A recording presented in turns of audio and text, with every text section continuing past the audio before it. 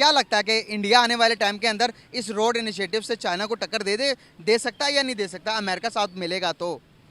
देखिए, जहाँ super power की बात आई थी ना, वो कुछ भी कराने के लिए राजी हो जाते हैं। नहीं, इंडिया चाइना को बीट नहीं कर सकता। देखिए, चाइना इंडिया के पास पॉपुलेशन ही है ना, और क्या इंडिया के पास इकोनॉमी उनकी चाइना के बराबर नहीं है। अब देखें ना कि अमेरिका जो सा यूएसए है, उसने भी जो सा चाइना से लोन लेके तो वो मार्केट में सर्वाइव कर रहा है। लेकिन अभी इंडिया 3 दफ़ा जा चुके हैं, उसके बाद भी पाकिस्तान वो एक दफ़ा भी, जब से प्रेसिडेंट ऑफ अमेरिका बने हैं तब से एक दफ़ा भी नहीं आई। तो आप लोग और कह लेना, एब्सोल्युटली नॉट, कह दें एक दफ़ा और। नहीं चल रही तो मुकाबला पॉसिबल है उनका? दोस्त मुकाबले की बात होती है ना, तो मुकाबला जोश और हिम्मत पे लड़ा जाता है। अच्छा, वो हम में बहुत है। क्या वजूहत है कि आपको किस वजह से लगता है? चाइना जो है ना, वो आपका उसका एक तो लैंड आप देखें कहाँ से स्टार्ट होता है दुनिया में और कहाँ जा खत्म होता है। ऑल ओवर द मतलब कि एशिया से स्टार्ट होता है और यूरोप में जाके वो चाइना के जो सा लैंड खत्म होता है। कि आप उनको मुकाबला कर सकते हो सिर्फ और सिर्फ लड़ाई में? हाँ। हम मुकाबला एजुकेशन में क्यों नहीं कर लेते? हम मुकाबला टेक्नोलॉजी में क्यों नहीं कर लेते? लीटर वो बड़ा मुश्किल था, अब तो 300 प्लस हो गया। तो अब ये भी पता नहीं है कि अब इधर स्ट्रक होना है कि अभी कंटिन्यू है आगे। क्या ये हालात हिंदुस्तान में भी होते होंगे? नहीं भाई, हिंदुस्तान में वो तो चांद पे चले गए हैं, हमें ये रोटी नहीं मिल रही इधर। अस्सलाम वालेकुम, this is Muzammil Qureshi here and you are on my channel Daily Swag. Guys, आज की इस वीडियो के अंदर एक बहुत बड़ी न्यूज़ निकल कर आ रही है। गाइस, हमारे पड़ोसी मुल्क हिंदुस्तान के अंदर से G20 मीटिंग के अंदर से G20 की एक मीटिंग होने जा रही है। इसके अंदर से बताया जा रहा है कि आने वाले टाइम के अंदर यूएस, इंडिया, यूरोप और मिडल ईस्ट मिलकर एक बेल्ट ऑन रोड इनिशिएटिव बना रहे हैं, जिसके अंदर ट्रेन पूरी यूरोप के अंदर मिडल ईस्ट से होते हुए इंडिया आएगी। पाकिस्तान, चाइना, ईरान और अफगानिस्तान के अंदर जो चाइना का बेल्ट एंड रोड इनिशिएटिव है, इसको टक्कर देने के लिए यूएसए भी लेकर आ रहा है। चाइना को टक्कर देगी आने वाले टाइम के अंदर। इस बेल्ट एंड रोड इनिशिएटिव से जो इंडिया और यूएस मिलकर लेकर आ रहे हैं, इससे आने वाले टाइम के अंदर चाइना को कितना लॉस होगा और पाकिस्तान को इससे क्या लॉस होगा, पाकिस्तान को इससे कोई बेनिफिट हो सकता है कि नहीं हो सकता फ्यूचर में, इन सारे सवालों की जवाब दूंगा आज की इस वीडियो में। आइए मेरे साथ मिलकर जानते हैं। अस्सलाम वालेकुम। वालेकुम अस्सलाम। कैसे ब्रो? अल्हम्दुलिल्लाह। नाम आपका? इकबाल। क्या करते हो? जॉब। ज़बरदस्त हो गया। बात करने का पर्पज़ है कि बेल्ट एंड रोड इनिशिएटिव के ऊपर बात करेंगे, जो पाकिस्तान, चाइना, ईरान और इस टाइम अफगानिस्तान के अंदर जो कि चल रहा है। अभी चाइना जो रोड्स बना रहा है, इससे क्या लगता है कि डेवलपमेंट की तरफ जा रहे हैं हम? दूसरी तरफ अगर बात करें तो G20 के समिट चल रही है। अभी एक बहुत बड़ा इनिशिएटिव लेने जा रहे हैं अमेरिका के साथ इंडिया और उसके साथ मिडल ईस्ट और यूरोप को एक रोड पर रेल की पटरी बनाई जाएगी, जिसको रेल से जोड़ा जाएगा सारे मुल्कों को आपस में। क्या लगता है कि इंडिया आने वाले टाइम के अंदर इस रोड इनिशिएटिव से चाइना को टक्कर दे सकता है या नहीं दे सकता? अमेरिका साथ मिलेगा तो? देखिए, जहाँ सुपर पावर की बात आई थी ना, वो कुछ भी कराने के लिए राजी हो जाते हैं। अच्छा, हाँ, हमारी एक ट्रेन का इनिशिएटिव है जो यहाँ से लाहौर से जो है तुर्की में जाती थी, आज से कोई 100 साल पुरानी बात है। वो अभी तक बहाल नहीं हुई। जो बनी हुई ट्रैक है एक अभी, और एक जो अभी क्या कहते हैं, आपने सुपर पावर वाले की बात बताई है, वो अभी इनिशिएटिव लेके उसके ऊपर एग्जीक्यूशन शुरू कर चुके हैं। ठीक है, तो आप अगर बेसिकली इस चीज़ का कंपैरिजन करते हैं तो मेरे ख्याल से फ़ायदा तो उन लोगों का होगा जो इस वक्त सुपर पावर के साथ हैं। हमारे साथ सुपर पावर कोई भी नहीं है। हमारे साथ अगर आप कहते हैं कि चाइना है तो सही। सर, चाइना बेशक आपके साथ है, लेकिन आपको ये नहीं पता कि अफगानिस्तान, आपने ईरान और क्या कहते हैं एक और कंट्री का नाम लिया जिसके ज़रिए से रोड गुजर के जा रहा है। हमसे अभी आपको इतना ही पता होगा, पॉलिटिकली तौर के ऊपर एक छोटी सी ये बात हो जाएगी कि हम जो अफगानिस्तान है वहाँ पे हमारा डॉलर जो है ना रेट उससे ज़्यादा है। हाँ, और उधर इन्वेस्टमेंट जो है ना हमारे दुश्मन मुल्क की हो रही है। ठीक है, तो रही बात जो आप, और इसमें जो है ना एक छोटी बेसिकली बात है कि दुश्मन का जो दुश्मन है ना वो यार होता है। ठीक है, तो यही बात है कि जो अभी एक रेलवे का ट्रैक बन रहा है उनको उससे फ़ायदा होगा, वो इसके ऊपर सुपर पावर का इस्तेमाल करते हुए आगे निकल जाएंगे। हम लोग जो हैं यहाँ पे अपने जो है ना रोटी कपड़े मकान में फंसे रहेंगे। इसके अंदर हमें कोई फ़ायदा नहीं होगा जब तक कि हमारी जो जितनी भी मैनेजमेंट है वो साथ खड़े होके एक अच्छा इनिशिएटिव ना ले सके। क्या समझते हैं आपके? अभी रोड एंड बेल्ट का इनिशिएटिव भी अभी यूरोप भी लेगा, मिडिल ईस्ट सारा भी इंडिया के साथ हो जाएगा। फिर यहाँ पर हम कहते हैं कि भाई मुस्लिम उम्मा, शेख सलमान सर थे, वो 6 घंटे के लिए आना था पाकिस्तान, उन्होंने रिजेक्ट करके 3 दिन के लिए हिंदुस्तान चले गए, लेकिन 6 घंटे के लिए पाकिस्तान नहीं आए। तो इससे क्या देखें? सर, आप ये बात कर रहे हैं, आपको तो ये नहीं पता कि चाइना का जो जैक मा था वो एक हंगामी सूरत हाल में आया। ये भी नहीं पता चल पाया कि वो कौन सी डील की भी है कि नहीं की। आप तो ये बात कर रहे हैं कि उसने कैंसिल की। एक बंदा जो यहाँ से आके पता नहीं निकल भी गया, उसके बारे में किसी ने पूछा ही नहीं है। हाँ जी, जैक मा के बारे में नहीं पूछा। ठीक है ना, तो जैक मा तो वो है जो दुनिया के अमीर तरीन 3 बंदों में से आता है। और आप जिसकी बात कर रहे हैं वो तो अभी सलमान साहब की आपने बात की, वो तो इन 3 4 5 में नहीं आते। ठीक है, अगर उनका इतना मसला नहीं है, अगर वो आते हैं नहीं आते, उनके साथ तो ऐसे ताल्लुकात अच्छे हैं। लेकिन उनके आने से कंट्री का जो इमेज जाता दुनिया के सामने, हमारा एक पॉजिटिव इमेज जाता, लेकिन उन्होंने भी आने से रिफ्यूज़ कर दिया। कभी जो बाइडन जब मिनिस्टर थे तो तब पाकिस्तान उनका चक्कर लगता था, लेकिन अभी इंडिया 3 दफ़ा जा चुके हैं, उसके बाद भी पाकिस्तान वो एक दफ़ा भी जब से प्रेसिडेंट ऑफ अमेरिका बने हैं तब से एक दफ़ा भी नहीं आए। तो आप लोग और कह लेना, एब्सोल्युटली नॉट, कह दें एक दफ़ा और, इससे नुकसान होगा। इससे आपको नुकसान हुआ है। और ऑटोमेटिकली जो एक चीज़ आप अपनी फड़ियाँ मार रहे हैं, आप अपने मुल्क के, आप अपनी हैसियत से ज़्यादा एक चीज़ को बढ़ा रहे हैं, तो मेरे ख्याल से पॉलिटिकली तौर के ऊपर इस चीज़ का इशू बनेगा। अगर बेल्ट एंड रोड बन जाता है दूसरे मुल्कों का, तो इससे पाकिस्तान को क्या बेनिफिट्स होंगे या लॉस होगा? पाकिस्तान और अभी जो चाइना के दरमियान जो सी पैक का मुआहदा चल रहा है, इससे पाकिस्तान को बेनिफिट है या पाकिस्तान को आने वाले टाइम के अंदर जो हालात चल रहे हैं क्राइसिस की तरफ मजीद जाते हैं तो नुकसान उठाना पड़ सकता है? देखें, हमारा जो ये बेनिफिट, हमारे जो एक रोड बनी, ये समझ लें कि एक बहुत जो है ना नेमत अल्लाह ताला ने दी है हमें उसका फ़ायदा जल्द से जल्द उठाना चाहिए, यकजोड़ होकर एक दिन बैठना चाहिए। देखिए, जिस मुमालिकों की आपने बात की है बेल्ट एंड रोड बनाने के लिए, वो एक पावरफुल इकोनॉमिकली कंपनी है और कंट्रीज़ हैं। उधर के जो लोग हैं वो इतने ज़्यादा हैं कि कहते हैं तादाद के अंदर, तो वहाँ तो ऑटोमेटिकली इकोनॉमिकली तौर के ऊपर फ़ायदा होना। हम तो देखें, अगर 20-24 करोड़ बंदे भी हैं, और अगर हम ईरान और अगर अफ़गानिस्तान को भी देखें, तो हम तीनों मुमालिक मिल के इंडिया का मुकाबला नहीं कर सकते हैं।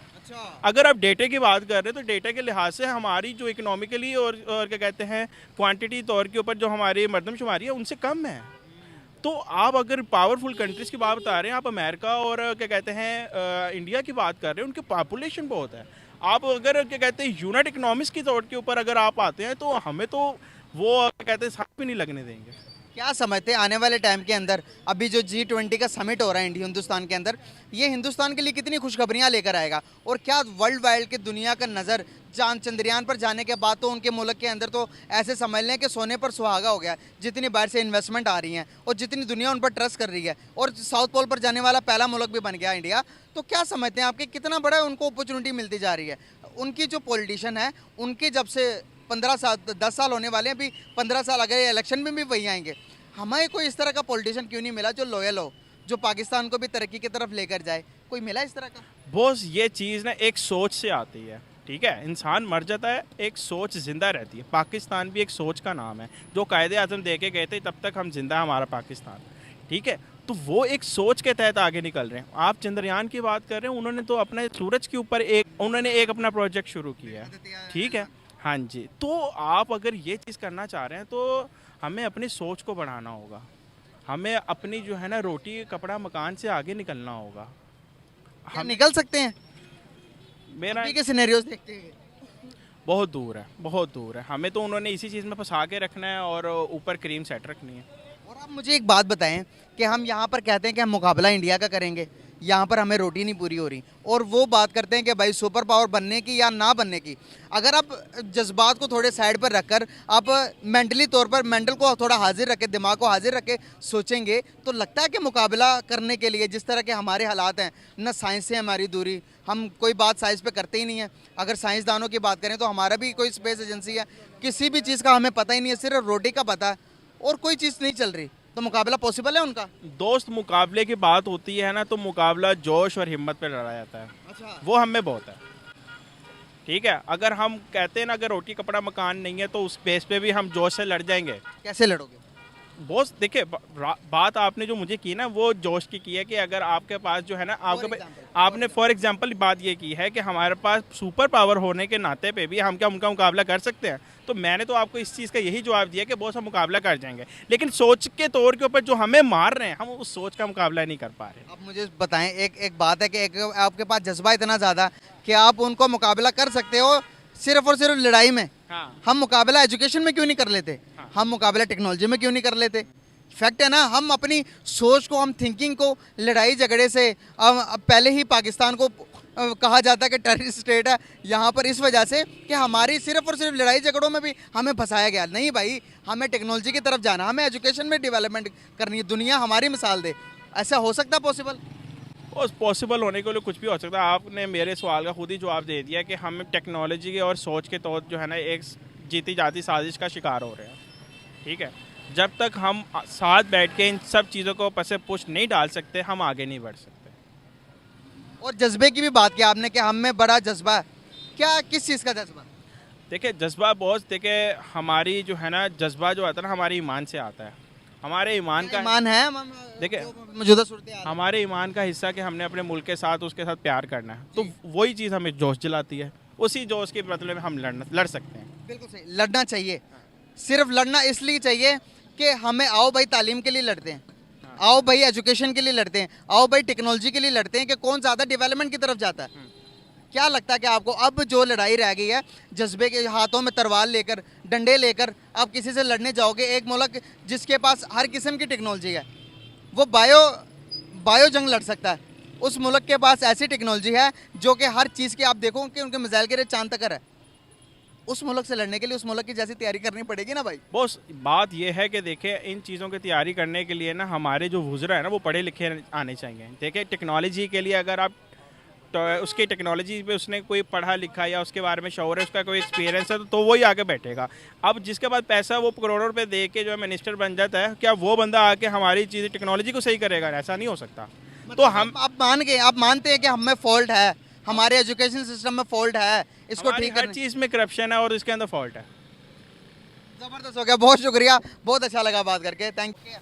अस्सलाम वालेकुम वाह इस्लाम। सर, कैसे हैं आप? अल्हम्दुलिल्लाह अल्हम्दुलिल्लाह ठीक हूँ, खैरियत से। सर नाम आपका? वक्कार मेरा नाम है। सर क्या करते हैं? मैं बैंकर हूँ जी। माशाल्लाह सर, गाइस हमारे साथ एक बैंकर मौजूद है। सर बात करने का पर्पस ये है कि यहाँ पर आपने देखा होगा सी पैक, जो चाइना का बेल्ट एंड रोड इनिशिएटिव है, उसके अंदर 3-4 कंट्रीज आती हैं, पाकिस्तान, अफगानिस्तान, ईरान और चाइना। इनको मिलाकर रोड बना रहे हैं चाइना के, जिससे चाइना के अंदर भी हमारे लिए भी फ़ायदा हो, ऐसा तो कहने को सुनने को मिल रहा है। लेकिन इसके बरक्स अभी G20 के मीटिंग के अंदर एक बहुत बड़ा इनिशिएटिव लेने जा रहा है इंडिया, USA, उसके बाद मिडल ईस्ट सारा, उसके बाद यूरोप के दरमियान एक सबसे बड़ा रोड बनाने जा रहे हैं, रेलवे लाइन, रेलवे पटरी। क्या समझते हैं कि ये बनने के बाद क्या चाइना को टक्कर दे पाएगा इंडिया? क्या चाइना को बीट कर पाएंगे फ्यूचर के अंदर? क्या समझते हैं? नहीं देखिए, इंडिया का उससे यूरोप के वो रोड अगर वहाँ पे डेवलप कर रहे हैं तो इंडिया का उससे क्या ताल्लुक है? इंडिया तो एशिया में स्टैंड करता है। अगर तो रोड अगर इंडिया मतलब कि एशिया में स्टैंड करती है तो फिर तो जो है ना वो चाइना को टक्कर मतलब कि देने का सवाल पैदा होता है कि वो दे पाएंगे या नहीं दे पाएंगे। तो उसमें आई डोंट थिंक सो कि चाइना को टक्कर देगा। चाइना जो है इकोनॉमिकली भी और जो है वैसे भी अब आपका वर्ल्ड पावर बनने जा रहा है, तो इनफैक्ट हो चुका है, बन चुका है वर्ल्ड पावर। तो मेरा नहीं ख्याल कि वो चीज़ जो है चाइना को अफेक्ट कर सकेंगे, क्योंकि चाइना पूरी इस वक्त मार्केट पे जो है ना आपके वो छाया हुआ है। आप हर जहाँ पे दुनिया के जिस कोने पे, क्योंकि मैं अब्रॉड भी काफ़ी ट्रैवल करके आया हूँ, अभी फिर घूम के आया हूँ, तो हर चीज़ आपको जो है ना मेड इन चाइना हर जगह अवेलेबल है, इजीली अवेलेबल, और बड़ी चीप मतलब कॉस्ट पे जो है ना वो आपको प्रोवाइड की जाती है जी। सर यहाँ पर बताना चाहूँगा, ये जो बेल्ट एंड रोड इनिशिएटिव है, ये सिर्फ और सिर्फ 4 मुल्कों का नहीं होता, ये पूरे के पूरे जितने भी कंट्रीज है, उस चाइना ने इंडिया को भी ऑफर करवाई, लेकिन इंडिया ने रिजेक्ट कर दी, कहा कि भाई हमें समझ में नहीं आता, हम आपके इस इनिशिएटिव के अंदर पार्टिसिपेट नहीं करेंगे। तो इंडिया अभी USA के दरमियान मिलकर, तो चाइना के अभी USA को लगता है कि चाइना आने वाले टाइम को सुपर पावर बनेगा, तो इंडिया को जिस तरह से सपोर्ट मिल रही है USA की, जो बाइडन की तरफ से, जो बाइडन तीसरी मरतबा आ रहे हैं इंडिया के अंदर, बड़ी बड़ी कंट्रीज़ के अभी 20 कंट्रीज़ के जो प्रेसिडेंट है, प्राइम मिनिस्टर्स, वो इंडिया आए हुए हैं, आ रहे हैं आहिस्ता आहिस्ता, ये कुछ टाइम के अंदर वो समिट भी हो जाएगा G20। क्या समझते हैं कि ये समिट भी हो गया, उसके बाद बड़ी बड़ी कंपनीज भी इन्वेस्टमेंट कर रही हैं, आने वाले टाइम के अंदर आपको नहीं लगता कि चाइना को बीट कर जाएगा इंडिया, जितनी बड़ी पॉपुलेशन है उनकी? नहीं, इंडिया चाइना को बीट नहीं कर सकता। देखिए चाइना, इंडिया के पास पॉपुलेशन ही है ना, और क्या है इंडिया के पास? इकोनॉमी उनकी चाइना के बराबर नहीं है। आप देखें ना कि अमेरिका जो है USA है, उसने भी जो है चाइना से लोन लेके तो वो मार्केट में सर्वाइव कर रहा है। सर पहले चाइना के भी यही हालात थे ना, चाइना ने को भी तो बिल्ड किया गया आहिस्ता आहिस्ता। अब हम फ्यूचर को देख रहे हैं आगे। आई डेंट थिंक, मेरा नहीं ख्याल कि जो है इंडिया वो इतना रैपिडली जो है वो ग्रो कर सकेगा। उसमें ये कि चाइना को कम्पीट नहीं कर सकेंगे ये लोग ना। सर अभी के अगर आप स्टेटस देखेंगे किसी भी चीज़ के, तो हर चीज़ के अंदर बीट करते हुए नज़र आ रहा है इंडिया चाइना को। बाहर एक्सपोर्ट की बात करेंगे तो एक्सपोर्ट के अंदर भी इंडिया बीट कर रहा। अभी तो इंडिया के पास कोई इतनी बड़ी जितनी चाइना की इंडस्ट्री उतनी भी नहीं है, लेकिन चाइना की economy day by day downfall का शिकार होती जा रही है, जिधर इंडिया बूस्ट कर रहा। लेकिन इसमें मेरा नहीं ख्याल कि ये चाइना को अगर अगले 50 ईयर्स में भी जो है ना इंडिया जो है कम्पीट कर पाएगा। मेरा नहीं ख्याल कि जो है ना इसमें पॉसिबल है उसके लिए, इंडिया के लिए ना। क्या वजूहत है कि आपको किस वजह से लगता है? चाइना जो है ना वो आपका उसका एक तो लैंड आप देखें कहाँ से स्टार्ट होता है दुनिया में और कहाँ जा ख़त्म होता है। ऑल ओवर द मतलब एशिया से स्टार्ट होता है और यूरोप में जाके वो चाइना के जो सा लैंड ख़त्म होता है। तो इंडिया जो सा है वो उनके अपनी जो सी अंदर अब जो सी सिचुएशन क्रिएट होती जा रही है, सिख बरादरी जो सी है और दूसरी जो उनके जो सी है वो कौमें जो सी हैं अब वो उठ रही हैं इंडिपेंडेंस के लिए। तो इंडिया के लिए मुश्किल है अभी वो, मेरा नहीं ख्याल कि इंडिया इतनी मतलब कि जल्दी ये जो है ना इसमें चाइना कम्पीट कर सकता है ना। सर यहाँ पर हमने इंडिया और चाइना की बात कर ली, कौन सुपर पावर बनेगा और कौन नहीं बनेगा, इसमें हम अपनी भी बात कर लेते हैं। हम कहाँ लैग कर रहे हैं, हम क्या आगे जो कि हमारे हालात हैं, क्या हम सर्वाइव कर सकते हैं या नहीं कर सकते, क्या सिचुएशंस देखते हैं। पिछले अगर हम 76 ईयर्स को देखते हैं, हमारा जो सामने जो ग्राफ आता है मुल्क का, कोई इतनी बड़ी प्रोग्रेस नहीं की हमने। समझते हैं कि मुल्क संभाला नहीं गया हमसे, क्या मुल्क की भागदौड़ हमारे जो पॉलिटिशियन हैं उनसे संभाली नहीं गई, क्या सारी सिचुएशन है। देखिए मैं आपको इसमें बात बताऊं कि हमारे पॉलिटिशियंस भी और हमारे जो अवाम भी है ना, जो उनसे हम लोग अपने मुल्क के साथ फेथफुल नहीं है। ये देख लें आप लोग कहाँ पे हम लोग स्टैंड कर रहे हैं। जब तक हम लोग खुद इनके साथ अपने मुल्क के साथ फेथफुल नहीं होंगे, हम मतलब कि अब ये नहीं समझेंगे हमारा मुल्क है। अब ये देखें कचरा गिरा हुआ है सारा, ये हम लोगों ने गिराया ना, बाहर से आके तो नहीं किसी ने गिराया। अगर हम समझें कि हमारा मुल्क है तो हम ये खुद उठाए हैं इनको सब। तो इसलिए जो है ना ये कहना अभी कि भाई हम लोग वो ठीक है, सियासतदानों ने हम ही उन सियासतदानों को वोट दे के लाते हैं। ये नहीं है कि वो खुद ही आ जाते हैं, हम ही उनको लाते हैं, लेकिन फिर बाद में कहते हैं कि ये मुल्क के साथ ये हो गया बाद में अभी तो हमने वोट नहीं दिया, वो फिर भी आए हुए तो लेकिन ये है कि अभी देखें फिर अब वो यही 3 पार्टीज हैं ना, पीपल्स पार्टी, पीटीआई और नून लीग, इनके अलावा चौथी और कौन सी पार्टी है मुझे बताएं जिसको हमको। तो इसलिए वही पुराने चेहरे बार बार आ जाते हैं। तो मेरा ख्याल है कि जब तक हम लोग अब सिंसियर नहीं होंगे अपने मुल्क के साथ, हमारे actually education, lack of education जो है ना वो यहाँ पे बहुत ज़्यादा इम्पेक्ट आता है कि हम लोग मतलब कि जब तक हम लोग प्रॉपर एजुकेशन नहीं हासिल करेंगे, हम लोग प्रॉपर जिसे कहते हैं ना कि हमें शऊर नहीं पैदा होगा अपने अंदर, डेवलप नहीं कर सकेंगे हम अपने आप को ना। क्या इंडिया का एजुकेशन सिस्टम हमसे बेहतर है? इंडिया का एजुकेशन सिस्टम तो बहुत बेहतर है, बहुत बेहतर है, क्योंकि बाहर उनकी जो बड़े पढ़े हुए कंट्री से बाहर जाके सारे सीईओस लगते हैं, बड़ी बड़ी जितने भी बड़े आप बात कर लें किसी भी इंडस्ट्री के अंदर, आप सॉफ्टवेयर इंडस्ट्री के बात कर लें, आप आईटी में बात कर लेंगे तो वहीं मिलेंगे आपको। हम कहाँ लैग कर रहे हैं? मैं आपको बताता हूँ कि बात क्या है कि हम लोग जो है ना वो बहुत कम पैसों पे काम करने का तैयार हो जाते हैं। हम लोग जो है ना अपना वो हमने एक माइंड बिल्ड किया होता है कि भाई हमारा ये लेवल है, इससे हम नीचे नहीं जाएंगे। हम लोग इस बात पे भी मार खा जाते हैं बाहर जाके। ये चीज़ भी जो है ना बहुत ज़्यादा इम्पेक्ट करती है हमारे ऊपर ना। सर बहुत ही अच्छा लगा आपसे बात करके, thank you so much and very nice to talk with you sir. Thank you very nice. अस्सलाम वालेकुम। वालेकुम सलाम। सर कैसे हैं आप? अल्हम्दुलिल्लाह, अल्लाह का शुक्र, आप सुनाएं। अल्हम्दुलिल्लाह मैं ठीक। नाम आपका? मेरा नाम गुलाम मुस्तफ़ा है। क्या करते हैं? ये मैं ड्राइवर पे राइड चला रहा हूँ। अच्छा राइड चला रहे हैं। क्या किया हुआ, क्वालिफिकेशन क्या है? मेरी ग्रेजुएशन है। अच्छा ग्रेजुएशन करने वाला बंदा राइड चला रहा है। बस मजबूरी है, जो हालात है आपको पता ही है, जिस तरह चल रहे हैं गुजर बसर मुश्किल हो गया है। हाँ जी, मेरे 4 बच्चे हैं तो उनके स्कूल की फ़ीस, किताबें, दूध वगैरह। मैं यकीन करें कि मैं ये 3-4 माह के बाद 1 किलो सेब ले जा सका हूँ घर में, नहीं तो मैं रोज़ाना अपने घर में ना फ्रूट लेके जाता था। ये हालात पैदा हो गए हैं। सोचा था कभी ये हालात होंगे? कभी ये सोचा नहीं था। मेरे ख्याल में ये मेरी 35 साल एज हो गई है, तो मेरी जितनी उम्र है ना, ये इससे बदतरीन दौर मैंने नहीं देखा। इतने टफ हालात हैं कि रूटीन में आप रोटी ही नहीं पूरी कर सकते अपने बच्चों की, तो आपने करना क्या है? पकड़ने गिर जाएगा आपका। जी तो ये जब जो हालात है इनका जिम्मेदार कौन है? हुकूमत है, इसका जिम्मेदार किसने होना है? बिल्कुल सही। आपको पता ही है जो भी आता है वो बस अपने मफाद पे काम करता है। कोई ये हमारे मुल्क की बदकिस्मती है कि आज तक कोई हुक्मरान ही नहीं सही मिला हमारे मुल्क को। ये बदकिस्मती है। आपके सामने ही है कि मिडिल क्लास या लोअर क्लास तबका है, जो सफ़ेद पोशी है वो भी इन्होंने ख़त्म करके रख दी है। हमारा पैसा इतना डिवैल्यू हो गया है कि हमें समझ ही नहीं आ रही। पहले फ्यूल हमारा आपको पता ही है 100 रुपये लीटर, वो बड़ा मुश्किल था, अब तो 300 प्लस हो गया। तो ये भी पता नहीं है कि अब इधर स्ट्रक होना है कि अभी कंटिन्यू है आगे। क्या ये हालात हिंदुस्तान में भी होते होंगे? नहीं भाई, हिंदुस्तान में वो तो चांद पे चले गए, हमें ये रोटी नहीं मिल रही इधर, इतने हालात टाइट हैं। तो ये तो कहते हैं हिंदुस्तान के साथ जंग करनी, ट्रेड नहीं करनी, उनसे लेन देन। भाई इन्होंने क्या जंग करनी है? हमारी आर्मी तो ठीक है, और ये हमारे आर्मी बड़ी स्ट्रॉन्ग है, इस वजह से ये मुल्क फ़िलहाल महफूज है। अदरवाइज़ ये जैसे ये हुक्मरान है ना, ये इस पे किसी ने कब्ज़ा कर लेना था। मतलब बेच के खा जाना था। बेच के खा जाना था, आपके सामने ही है। हमारे पूछने वाला मुल्क में एक ही तो अदारा है जो स्टेबल है, जिसमें कोई कानून कायदा है। बता दें कोई और ऐसा अदारा है जिधर कोई कानून कायदा है? आपके सामने ही है, कोई भी अदारा है अपना अपना सिस्टम चला रहा है, वो अपने पूछने वाला कोई नहीं है। इनको कोई मर्सिडीज लेके फिर रहे हैं, पराडो लेके फिर रहे हैं, एंटाइटलमेंट एक गाड़ी की है तो बच्चों को भी अलाउ हुआ है, 5-5 गाड़ियाँ वो लेके चल रहे हैं, आपके सामने ही है। कोई पूछने वाला है ही नहीं। हमें तो आर्मी चीफ साहब हैं, वो सादात हैं, हाफिज़ कुरान भी हैं। उम्मीद है कि कुछ ना कुछ हालात बेहतर अगर वो सिंसियर होकर करें तो आगे मजीद महंगाई होने वाली है, उसके लिए तैयार है? भाई नज़र आ रहा है ये रुकने वाली चीज़ नहीं है। कोई हमारे मुल्क में कोई हुक्मरान नज़र नहीं आ रहा हमें। ये तो आर्मी चीफ साहब ही नज़र आ रहे हैं कि 400 रुपये लीटर हो जाएगा। भाई आप 400 कह रहे हैं, ये मुझे लगता ही नहीं है कि ये कहीं रुकेगा भी। बिल्कुल सही। मुझे तो नज़र नहीं आ रहा, मुझे तो ये 1000 से भी ऊपर जाने की नज़र आ रहा है कि ये वाहद मुल्क है कि जिधर हमारी हुकूमत को सिर्फ बिजली महंगी करने, फ्यूल महंगा करने, हिंदुस्तान में 94 रुपये का लीटर है पेट्रोल। तो इधर आपके सामने 300 प्लस है, तो वो फिर भी कह रहे हैं ये सस्ता है।